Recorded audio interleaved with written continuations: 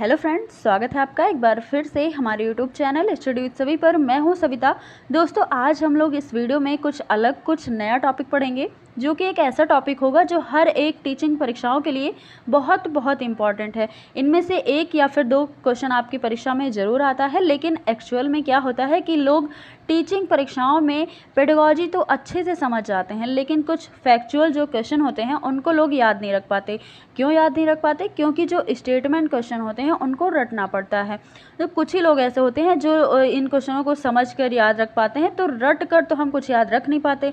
इसलिए आज हम आप लोगों को ऐसे प्रश्न ट्रिक के साथ समझाएंगे। बहुत ही लाजवाब ट्रिक होगी। आई होप आपको समझ भी आएगी बहुत अच्छे से, क्योंकि हम जो ह्यूमंस होते हैं ना, वो किसी चीज़ को रिलेट करके बहुत अच्छे से चीज़ों को समझ जाते हैं।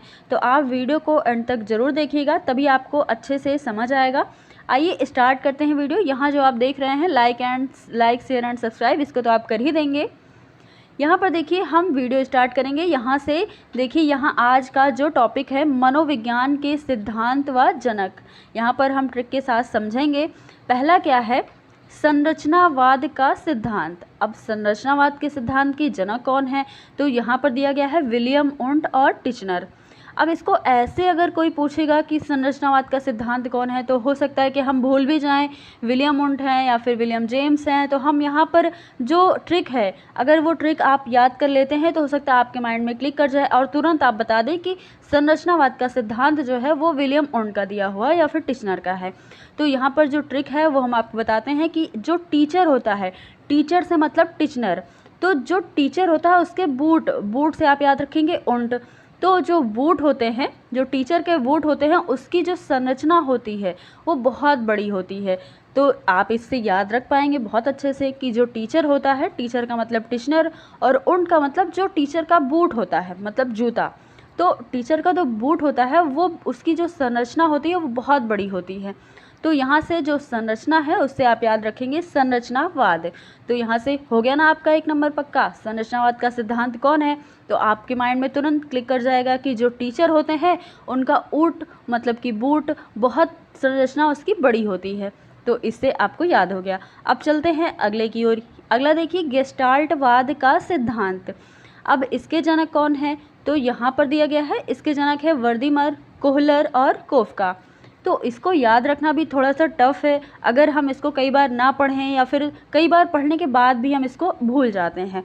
तो इसको हम याद कैसे रखेंगे कि हमारे यहाँ जो गेस्ट आते हैं, मतलब गेस्ट से याद रखेंगे गेस्टाल्टवाद। तो हमारे यहाँ जो गेस्ट आते हैं वो वृद्ध होते हैं। वृद्ध यानी कि वो बूढ़े होते हैं, और वृद्ध से यहाँ याद रखेंगे वर्दीमर, यानी कि जो गेस्ट आते हैं हमारे यहाँ वो बूढ़े होते हैं, वो वृद्ध होते हैं। तो जो बूढ़े वृद्ध हमारे यहाँ गेस्ट आते हैं वो क्या करते हैं? वो एक कोला मतलब एक कोहलर, जो यहाँ पर कोला का मतलब है वो कोहलर से याद कर लीजिए कि वो जो वृद्ध आते हैं गेस्ट हमारे यहाँ, वो एक कोला भर के क्या खाते हैं? कोफ्ते की सब्जी। क्या खाते हैं? कोफ्ते की सब्जी। तो हमारे यहाँ जो गेस्ट आते हैं वो वृद्ध होते हैं। जो गेस्ट होते हैं उसको आप याद रखिएगा गेस्टाल्टवाद, और वृद्ध से वर्दीमर। अब जो वृद्ध है वो क्या करेंगे कि एक कोला मतलब एक कटोरा, तो एक कटोरा भर के क्या खाते हैं? कोफ्ते की सब्जी। तो आप उनको ज़रूर दीजिएगा। फिलहाल यहाँ पर हम देखते हैं क्वेश्चन। अब चलते हैं अगले की ओर। आई होप आपको अच्छे से याद हो गया होगा। अब जैसे आपसे कोई पूछेगा कि गेस्टाल्टवाद का सिद्धांत किसने दिया, तो आपके माइंड में तुरंत आएगा कि गेस्टाल्ट मतलब गेस्ट। तो हमारे यहाँ जो गेस्ट आते हैं वो वृद्ध होते हैं, वृद्ध मतलब वर्दीमर। और जो वृद्ध होते हैं वो क्या करते हैं कि एक कोला मतलब कोहलर, कोला से कोहलर, एक कोला भर के क्या खाते हैं? कोफ्ते की सब्जी। अब देखिए अगला क्या है। यहाँ देखिए तीसरा दिया गया है मनोविश्लेषणवाद का सिद्धांत। अब मनोविश्लेषणवाद का सिद्धांत किसने दिया? इन्होंने दिया कि यहाँ पर नाम दिया गया है सिगमंड फ्रॉयड। तो इसको याद रखना बहुत ही टफ लग रहा है कि मनोविश्लेषणवाद का सिद्धांत किसने दिया। तो हम पहले तो याद करेंगे कि किसने दिया, फिर याद आएगा सिगमंड फ्रॉयड, तब तक तो हमारा एक नंबर चला जाएगा। तो इसलिए इसको आसान भाषा में याद करने के लिए हम एक ट्रिक यहाँ पर देखेंगे। हो सकता है कि वो ट्रिक आपको याद आ जाए एग्ज़ाम हॉल में बैठे बैठे। तो हम देख लेते हैं कि वो ट्रिक क्या है। तो यहाँ पर देखिए, जो हमारा मन होता है, मन से मनोविश्लेषणवाद। जो हमारा मन होता है वो क्या होता है कि फ्राई की हुई चीज़, मतलब सिगमंड फ्रॉइड, फ्राई की हुई मतलब फ्रॉइड। तो जो मन हमारा होता है वो फ्राई की हुई चीज़ को ज़्यादा खाना पसंद करता है। अक्सर भारतीय फ्राई की हुई चीज़ ज़्यादा पसंद करते हैं, पकौड़े और जो भी फ्राई की हुई चीज़ होती है उसको बहुत पसंद करते हैं। तो यहाँ पर एक सीधी सी बात है कि हमारा जो मन है वो फ्राई की हुई चीज़ को बहुत पसंद करता है। तो मन से याद रखिएगा मनोविश्लेषणवाद, और फ्राई से सिगमंड फ्रॉइड, आसान सा है। अब अगला देखते हैं व्यवहारवाद का सिद्धांत। चौथा क्या है? व्यवहारवाद का सिद्धांत। इसके जनक कौन है? तो इसके जनक हैं वॉटसन। तो यहाँ पर इसको भी याद रखना थोड़ा सा टफ है, वैसे याद रख सकते हैं लेकिन कुछ लोगों के लिए टफ हो जाता है कि व्यवहारवाद का सिद्धांत किसने दिया। तो उसमें ऑप्शन जो है ना वो आपको थोड़ा सा कंफ्यूज कर देते हैं। तो यहाँ पर हम अगर ट्रिक से पढ़ेंगे तो तुरंत याद हो जाएगा, तुरंत पहचान जाएंगे आप अगर ऑप्शन में है तो देख लीजिए इसका ट्रिक क्या है। अब इसका जो ट्रिक है वो है जब हम ज़्यादा बार, मतलब ज़्यादा जो वाट का बल्ब होता है, जब ज़्यादा वाट का बल्ब जलता है, क्या होता है जब हम जहाँ पढ़ते हैं ना तो उस रूम में अगर ज़्यादा वाट का बल्ब जलता है तो क्या होता है कि हमारा व्यवहार बदल जाता है। किसी के प्रति जब ज़्यादा वाट का बल्ब जलेगा तो गर्मी आएगी, जो गर्मी आएगी तो हमारा व्यवहार बदल जाएगा। अब वाट से आपको याद रखना है वॉटसन और व्यवहार से याद रखना है व्यवहारवाद।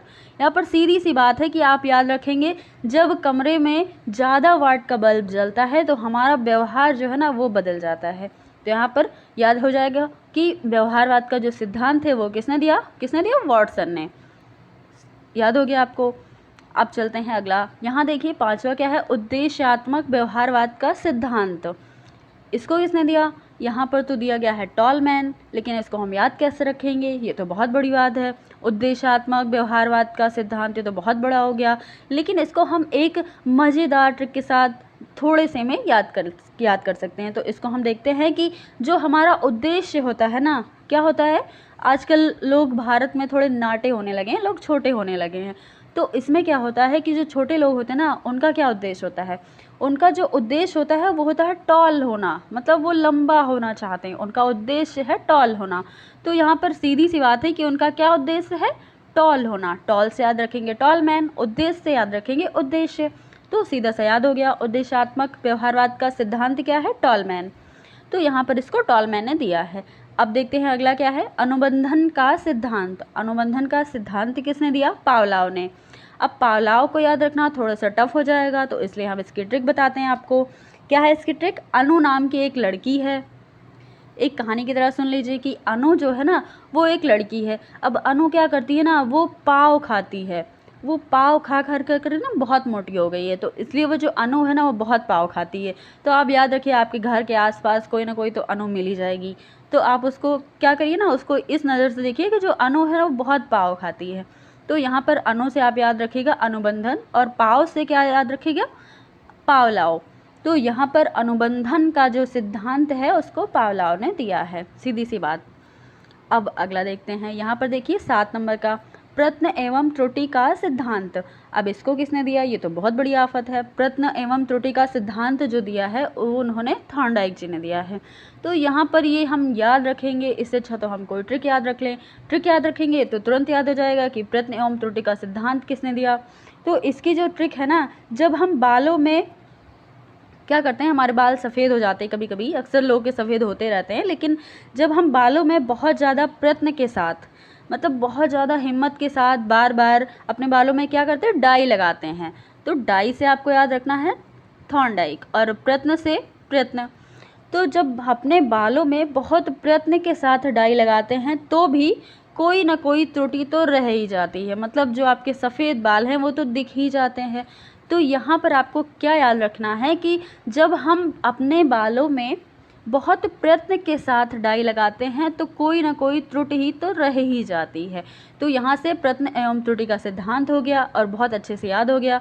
जब आप अपने बालों में डाई लगाते हैं तो क्या होता है कि बहुत प्रयत्न तो करते हैं लेकिन वहाँ पर कोई ना कोई त्रुटि रह जाती है, यानी कि गलती तो हो ही जाती है।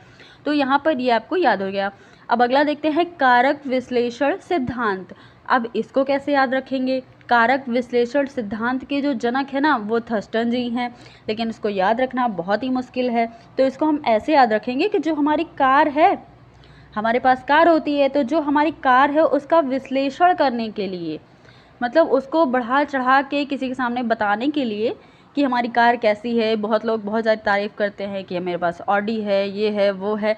तो वैसे मान लो कि हमारी जो कार है ना, उसको उसका विश्लेषण करने के लिए क्या होता है कि अपने दिमाग को थोड़ा सा टर्न करना पड़ता है। क्या करना पड़ता है? टर्न। तो अपने दिमाग को थोड़ा बहुत टर्न करेंगे, घुमाएंगे, सोचेंगे, तभी तो हम अपनी कार के बारे में ज़्यादा से ज़्यादा बातें बता पाएंगे। तो यहाँ पर ये बात सीधी सी हो गई कि हमारा जो कार है हमारी, उसका विश्लेषण करने के लिए क्या करना पड़ता है? दिमाग को थोड़ा सा टर्न करना पड़ता है। अब टर्न से आप याद रखेंगे थर्स्ट टर्न, और कार से क्या याद रखेंगे? कारक विश्लेषण सिद्धांत। तो हो गया ना याद। अब अगला देखते हैं, यहाँ पर 9 नंबर का है मानवतावादी दृष्टि का सिद्धांत। अब इसको किसने दिया? ये तो बहुत बड़ी आफत है। मानवतावादी दृष्टिकोण का सिद्धांत हम याद करेंगे मैस्लो। अब मैस्लो पता नहीं मेरे दिमाग में आए कि ना आए। अब इसको क्या करेंगे? हम एक ट्रिक बनाएंगे। एक ट्रिक से इसको अगर याद रखें ना, तो ये बहुत आसानी से याद हो जाएगा। तो इसकी जो ट्रिक है वो क्या है कि मानव जो है वो एक मांस का पुतला है। क्या है? मानव एक मांस का पुतला है। तो मानव से आप याद रखेंगे मानवतावादी दृष्टिकोण का सिद्धांत, और मांस का पुतला यानी कि मैस्लो। मानव मांस से बना हुआ है, आप ऐसे भी याद रख सकते हैं। तो यहाँ पर ये इस तरह से इजी हो जाएगा। अब अगला क्या है? क्षेत्रवाद का सिद्धांत। क्षेत्रवाद का सिद्धांत किसने दिया? तो यहाँ पर कुर्ट लेविन ने क्षेत्रवाद का सिद्धांत दिया, जैसे कि आप देख सकते हैं यहाँ पर। लेकिन इसको याद रखना थोड़ा सा टफ है, तो हम इसको एक ट्रिक से याद रखेंगे। अब क्षेत्रवाद का सिद्धांत का मतलब है कि हमारे क्षेत्र, मतलब हमारे जो एरिया है ना हमारा, उसमें बहुत सारे कुत्ते रहते हैं। कुर्त से आप याद रख सकते हैं कुत्ते, और क्षेत्र से याद रख सकते हैं हमारा जो एरिया है, यानी कि हमारे जो एरिया में बहुत सारे कुत्ते रहते हैं। तो ये बहुत ही आसान है। हमारे क्षेत्र में कुत्ते रहते हैं, क्षेत्र से आप याद रख सकते हैं क्षेत्रवाद का सिद्धांत, और कुर्ट लेविन से कुत्ते रहते हैं। तो यहाँ पर ये बात बेहद ही आसान है। कोई भी अपने दिल पे ना ले, क्योंकि ये एक मात्र ट्रिक ही है याद करवाने की। आप ये मत सोच लीजिएगा कि हाँ हमारे क्षेत्र में कुत्ते हैं, भले ही आपके क्षेत्र में ना हो, लेकिन सिर्फ एक ट्रिक है, तो इसको आप गहराई से मत सोचिएगा। तो दोस्तों ये जो था ना, ये आज का एक टॉपिक था, बहुत ही इम्पॉर्टेंट। आई होप आपको ये सेशन एंजॉय किया होगा, आपने समझ आया होगा। ये था पार्ट फर्स्ट। अगर आप लोग ऐसे ही वीडियो चाहते हैं ट्रिक के साथ, तो कमेंट में ज़रूर बताइएगा। और थोड़ी भी मेरी मेहनत अच्छी लगी हो, तो अगर आपको थोड़ा फ़ायदा हुआ हो, तो वीडियो को लाइक भी कीजिएगा, चैनल को सब्सक्राइब कीजिएगा। फिर मिलेंगे नेक्स्ट वीडियो में। धन्यवाद।